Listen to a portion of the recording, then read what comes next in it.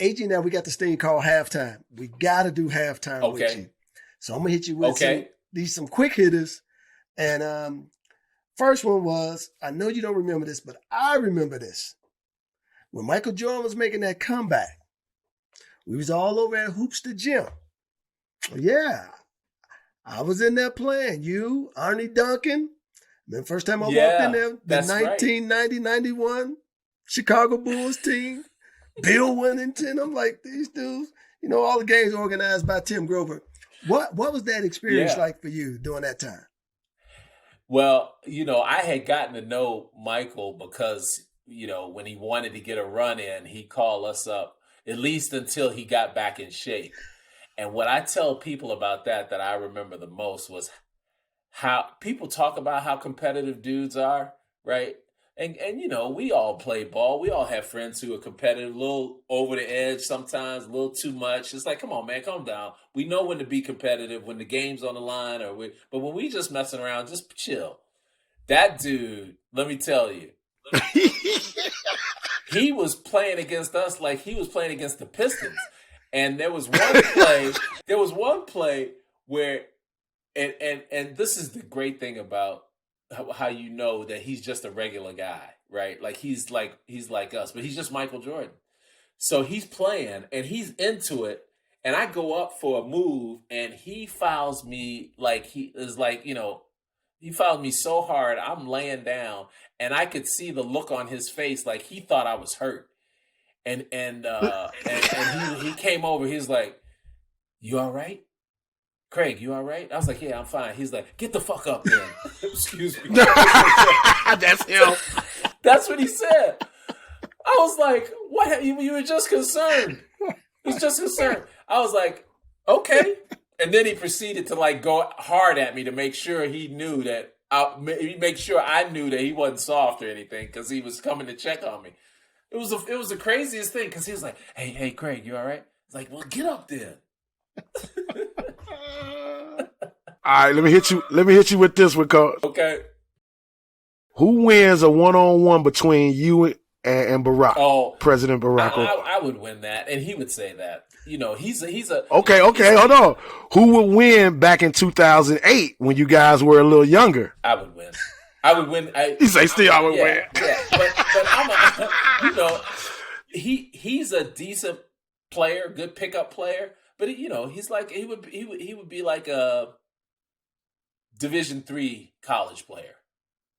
So he could play. Okay. But he was a little light, and basketball was his game. He liked it, but it wasn't like a full-time thing like it was for guys who played all the time like we do.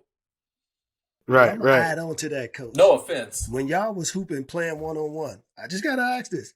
Did he ever have to stop the game and say, "Hey, man, listen, I got to go talk to the president of another country"?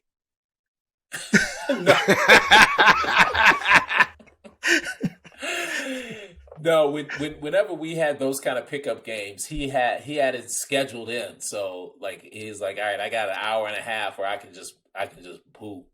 And but what you do realize, though, that what I didn't realize is how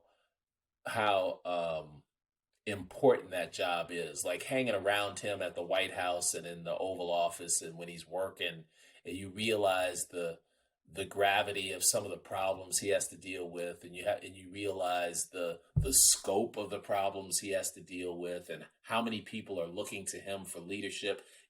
We were talking about leadership earlier, and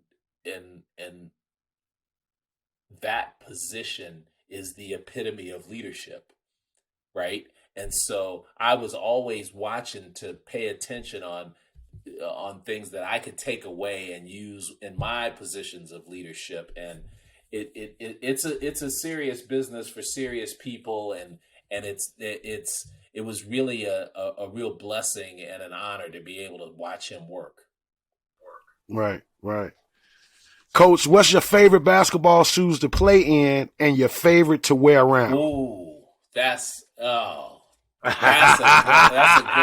Because I like my sneakers. You probably gonna say some pro kids, huh? Man, when I first started playing, that was my shoe. And I had the white on whites with the white suede chevron on the all white. Mm-hmm. You know, Yeah. nowadays though nobody would wear those because they're so darn heavy. They used to get wet and it was like playing in boots. But that was Pro Kids. Pro Kids were my first real pair of shoes. I had the white suede ones. I had black and gold suede, and then I switched to ponies that were really cool.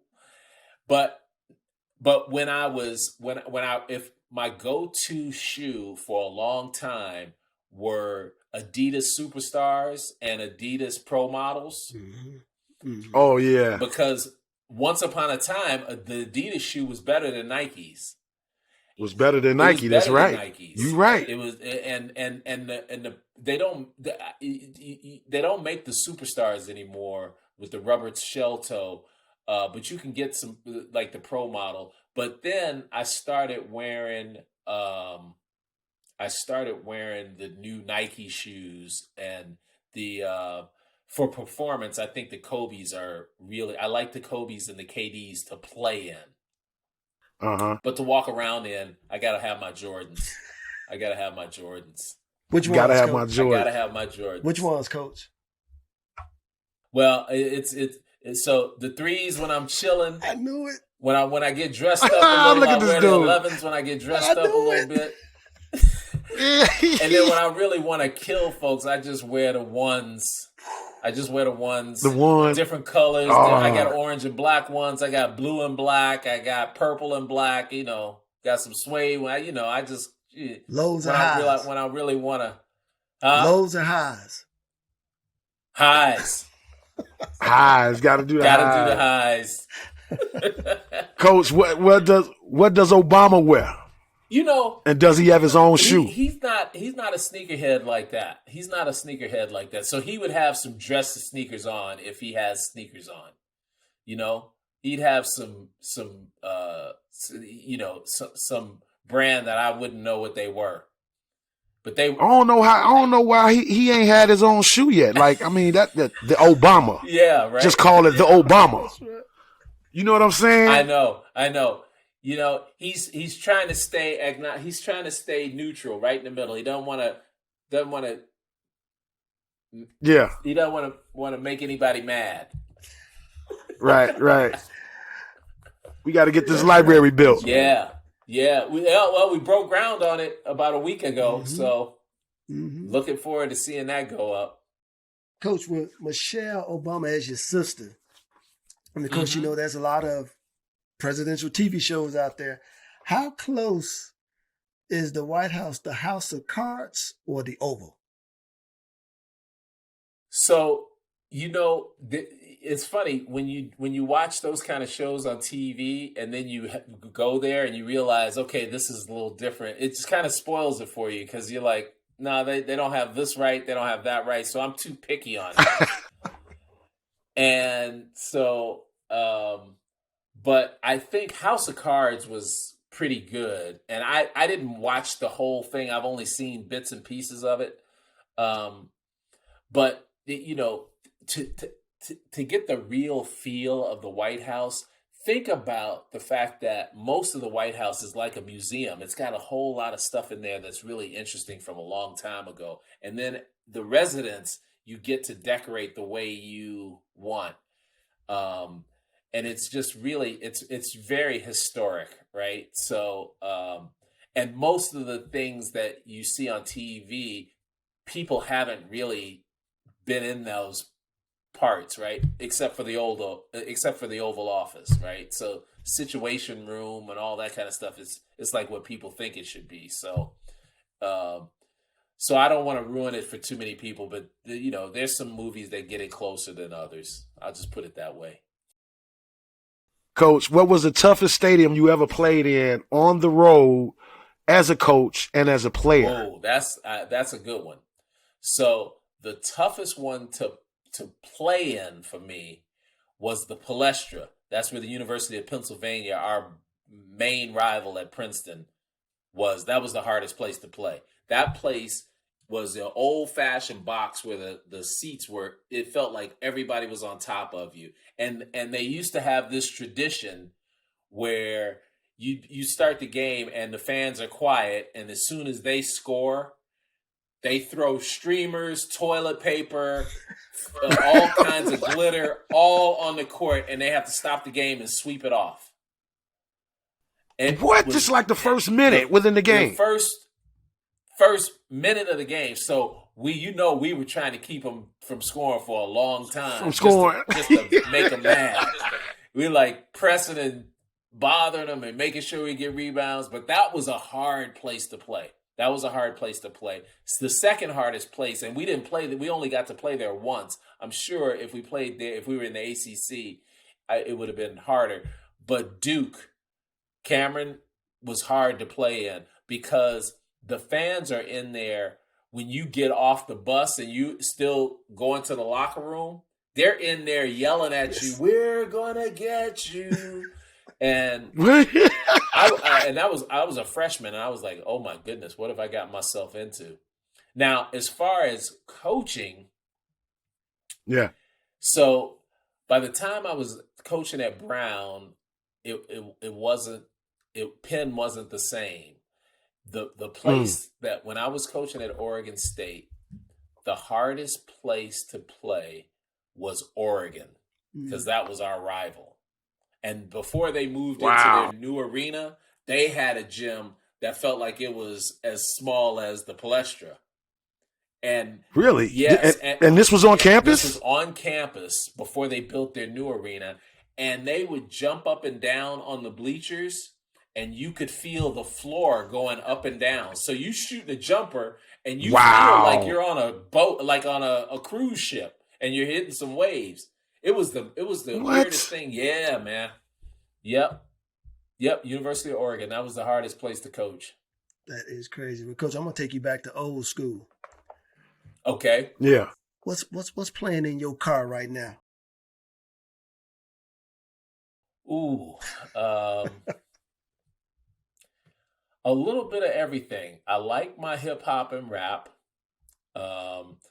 So if I don't have my phone hooked up to the car, if I do have my phone hooked up to the car, I've got a playlist on. I have music on Tidal and I have music on Apple Music. Usually some kind of hip hop, R&B. If I'm listening to Sirius XM, I've got the heat on when my kids are in the car, so that takes some of the bad language out. But when they're not in the car, I usually have 44 or 45 on. I like my reggae music. We usually play smooth jazz while we're having dinner. So we'll have that on. I'll have that on in the car sometimes. Every now and then I'll go to classical because we took piano lessons and learned on classical music. So I like an eclectic mix. Every now and then I'll listen to some country music, but it's got to be good. You ain't threw no names at us yet, Coach. You ain't give us no names. I know. I'm trying to. That's that coach avoiding question. I'm trying to keep the peace. Yeah, that's right. I'm trying to keep the peace, but I'll tell people I like Migos. I like the Baby. I like